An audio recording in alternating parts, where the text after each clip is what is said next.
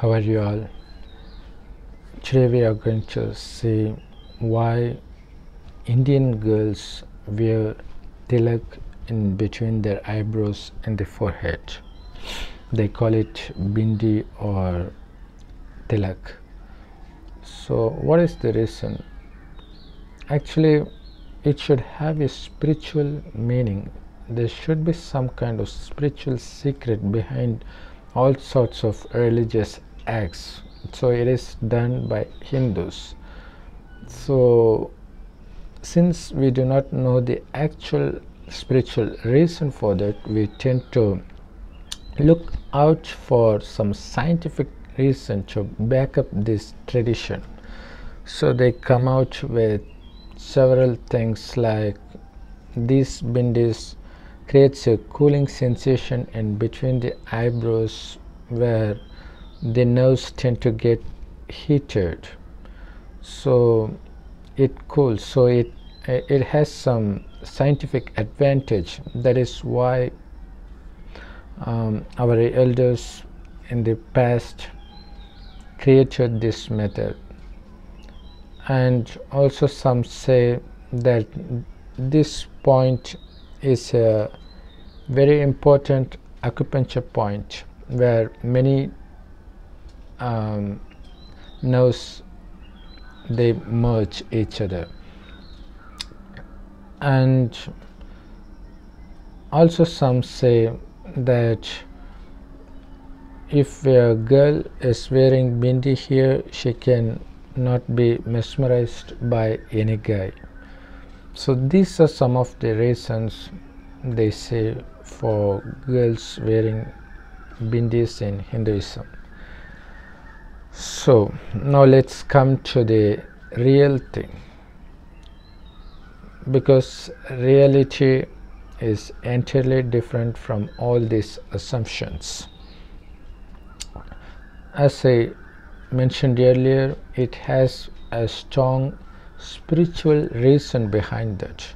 Spirituality in itself means the knowledge about the spirit or the soul. So you have to understand in brief about the direct knowledge given by God. God says that, so God reveals that we souls existed in this place called the soul world, which is called Parandam or Parlok. This is where we souls used to reside along with God. He is also a soul. He is called the Supreme Soul. His name is God Shiva. The same God is called Allah by Muslims and the Heavenly Father by Christians. So God is one, all the rest are humans. So the only difference between we souls and God is we take birth and enter the birth and death cycle, but God stays away from this cycle. But only He has this knowledge, so He has to come to the earth to give this knowledge to us. So He comes in the end. He enters an old man's body and he names him Brahma, and he starts to give his teachings through his mouth, through Brahma's mouth. And God says it is the 5,000 year time cycle that takes place eternally, which means whatever happens in a 5,000 year time span, that keeps repeating kalpa after kalpa. That is, one kalpa refers to this 5,000 year time cycle. So to understand it very easily, if you are watching this video now, it obviously means that you have watched it 5,000 years back on this very same day, and you will be watching this same video 5,000 years after this on the very same day. So it is that accurate. And God says, when we first took birth, the earth was heaven and we were deities, and it is Hindus are actually worshipping us, the memorials of us, because we were originally deities 5000 years back, and this earth continued to be heaven for the first 2500 years, and after that it slowly becomes a hell. And the reason is, while we were in heaven, we were not having this body conscious as we have now. Because we have this body consciousness now, that we became slaves for the 5 vices such as lust, anger, greed, attachment and ego. But we were free from these vices while we were in heaven, because we didn't have body consciousness. Instead we had this soul consciousness, which means we didn't consider ourselves to be this perishable body while we were deities. Instead we considered ourselves to be this imperishable soul that exists between the eyebrows, and it shines like a tiny star, and we naturally, instinctively knows that. And we always consider ourselves to be souls, and also while interacting with members of opposite sex, we do not get attracted by their physical attraction. Instead we focus on who they really are, that is, we focus on their souls, not on their perishable body, which is why we were free from these 5 vices. And as a result, we had this enormous power of thought. Whatever we think, we can make it happen in that very instant. For example, if we want it to rain, it will rain. If we want it to stop, it will stop. That's the kind of power we possessed in the beginning. The reason we lost that power is by becoming body consciousness, especially after becoming the slaves of lust. We lost all the power very fastly, and we are now in the end. So if we separate this kalpa into 4 equal halves, then they are called yugas: Satyug, Tretayug, Dwapar and Kali Yuga. And we are now in the end of Kali Yuga, after which the world will be entering Satyug again, that is, it is going to be heaven again. And that is why God comes in the end to give us knowledge about heaven, and also to give us the directions that we need to carry out to become eligible to enter heaven. Because in heaven we have no knowledge about lust, anger, greed, attachment and ego, but now we do not know of anything other than these 5 vices. So the only way to conquer these vices is to consider ourselves as the imperishable soul, and we have to connect ourselves to God intellectually. So we have to remember Him as a tiny point of light that shines like a star in the golden red colored sky, because that is how the soul world looks like. It is a golden red colored light world. There won't be day and night as we have now on earth. So this is the direct knowledge given by God. So He gives this knowledge, and it is up to us to make the effort. And if we succeed 100% in losing the body conscious and in gaining the soul consciousness, then we'll be entering the heaven in the very beginning. If we can't succeed in attaining 100% soul consciousness, then we'll be entering heaven in the later part of time. So all depends on how much soul consciousness we have become. So if we don't accept this knowledge, then what will happen?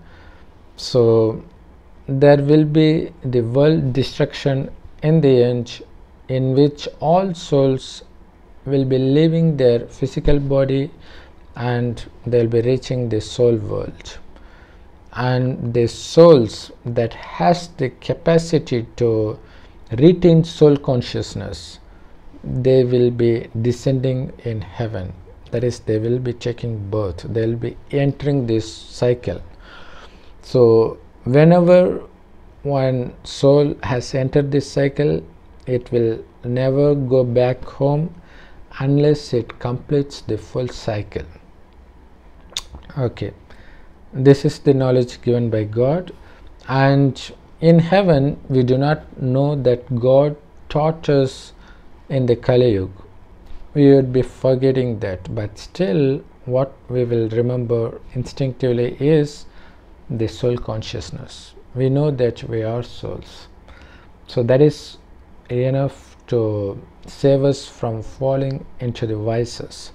So the whole heaven will be free from these 5 vices, but after the completion of first 2500 years, we slowly forget the fact that we are souls. Instead we start considering ourselves to be this perishable body, and that is what we refer as the body consciousness. After acquiring body consciousness, we will be falling for lust, anger, greed, attachment and ego, because of which we will be receiving punishments as well. So that is why we suffer a lot day by day. Our sufferings increase day by day, they don't decrease, no matter what religion you belong to, what kind of prayer you offer to your God. Still your sufferings just increase and increase, because no religions have revealed that body consciousness is the root cause of all the pain. So we have to get rid of body consciousness, and we have to regain soul consciousness, and we do not know how. And only now God reveals that we are souls that shines like a tiny star in between the eyebrows. So we have to constantly consider ourselves to be these souls, and then we have to remember God as a tiny point of light or a star that shines in the golden red colored sky. So the more amount of time we dedicate in remembering God, the more amount of sins that has been accumulated in our souls for birth after birth, they will all be washed away. So as a result, the soul gets pure, and we will be experiencing the eternal blissfulness, peacefulness now itself. And more than that, we will be becoming the kings and queens in heaven. So heaven is a place where there will be nothing but happiness, peacefulness, blissfulness, prosperity and everything that is essential for everybody who resides in heaven to feel happy forever. So that's the kind of place we are going to go, and God is training us to live in heaven. So the essence of God's teaching is that we need to consider ourselves to be this soul, and we should not become slaves of the body consciousness like lust, anger, greed, attachment and ego. So this is the core of his teaching. To know more about his teaching, you need to contact the nearest Raj Yoga meditation center. It is widespread across the globe. If you want us to help locate the address in your country, then feel free to WhatsApp me in this number +91 98 946 71743. Because in Raj Yoga meditation centers, the God's teachings are available as Murlis. Okay, now coming to the topic about why women wear bindi in between the forehead. So some of you might have guessed the right answer. Yes, it represents the symbol of the presence of soul right here. But what happened is, while we were in heaven, we all will be aware of the fact that we are souls. But after completing the first 2500 years, we completely forget that we were souls. So instead we start considering ourselves to be this body. But still,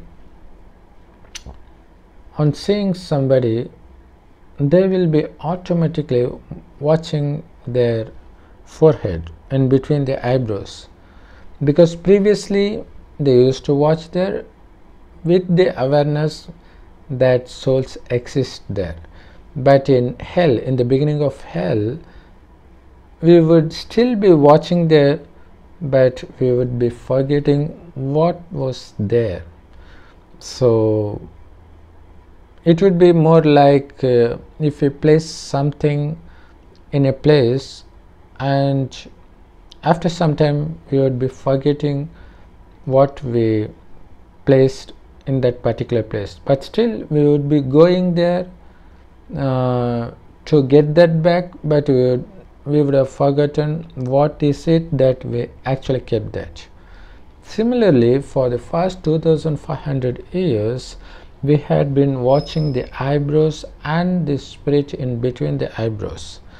But here what happens is, we would still be watching between the eyebrows, but we do not know what was there. So that is how to remember we keep something, so that we can remember what was there originally. So that's how they start to place some marks using bindi or whatever. But unfortunately, we couldn't trace back to the reality on our own. So that is why God comes in the end to give this knowledge, because since we were deities in the beginning, we will again become deities now, right? So that is why God is giving this knowledge now to us, because the knowledge that is necessary to enter heaven is required only in the time before the creation of heaven, right? So that is why God gives this knowledge in the last 100 years of Kali Yuga. So this is the actual reason for why women place bindis in their forehead. And there is also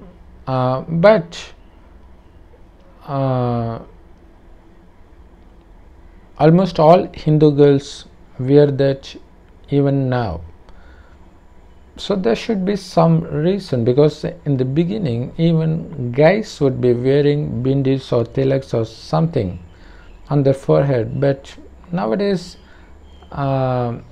it's decreasing among men. But still women, they keep on wearing these religious marks in their forehead. So there should be some reason, because whatever happens in this world, there should be some good reason for that. There should be some beneficial for everybody. Similarly, if only girls are wearing bindis, there should be something more to it, right? So the reason is pretty simple. It doesn't mean that if a beautiful girl is wearing a bindi, nobody can mesmerize her. No, it's not like that, because people get mesmerized on a beautiful woman who was wearing bindi more as compared to the beautiful women without wearing bindi. So it actually enhances their beauty. So this should come as a safety measure for guys, because in Kali Yuga all souls have lost their power, have lost their soul power. That is why we all have become slaves of these 5 vices. So Muslim girls, they wear parda so that guys can protect themselves spiritually, because the more you spend time in thinking about lustful things, the more the energy of the soul is going to be drained away. So that actually protects men, but it doesn't protect women, because still their eyes are going to be open, they are going to see the world, they'll be hypnotized by the handsome guys. So it is in no way protection for women, but maybe it may protect them physically but not spiritually. So what should we do? What should guys do? Because we can't force all women to wear parda, right? We can't even force everybody to wear bindis, because bindi is placed there and we can make it to our own benefit. This is how we do it. See, you will all remember the famous story in Mahabharata where Arjuna along with his classmates were asked to shoot an arrow. So everybody, after aiming to the correct spot, when they were asked by their teacher Dronacharya, they all said that they could see the trees, leaves and people and everybody around us. But Arjun said all he can see is the tiny point in the eyes of that bird doll. So people think that it explains about the power of concentration to achieve anything.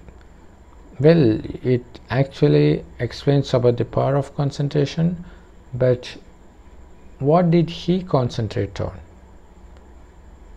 So that is what this knowledge is all about. So God says, whenever you look at a beautiful woman, watch her forehead in between the eyebrows, because that is where the soul resides.